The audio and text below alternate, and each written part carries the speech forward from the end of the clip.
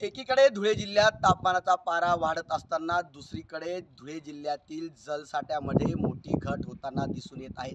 आपण बघू शकतो की धुळे जिल्ह्यातल्या जे काही प्रकल्प आहेत या प्रकल्पांमध्ये अवघा फक्त 16% असा जलसाठा शिल्लक राहिला आहे। मध्यम प्रकल्पामध्ये तर 20% जलसाठा शिल्लक आहे।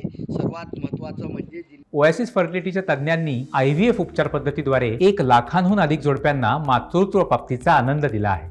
मोफत अपॉइंटमेंट बुक करण्यासाठी आजच संपर्क साधा। जिल्ह्यातल्या 44 लघु प्रकल्पांपैकी 31 लघु प्रकल्प हे कोरडे ठाक पडले आहे। त्यामुळे भीषण पाणी टंचाईचं संकट जिल्ह्यावर निर्माण झालं आहे। लघु प्रकल्पांचा एकूण जलसाठ्याचा विचार केला तर फक्त 4% पाणी साठा शिल्लक आहे।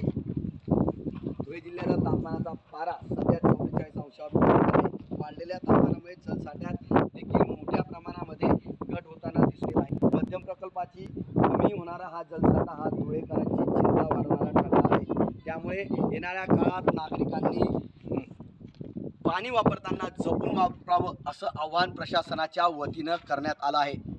मनीष मासोळे, TV9 मराठी, धुळे।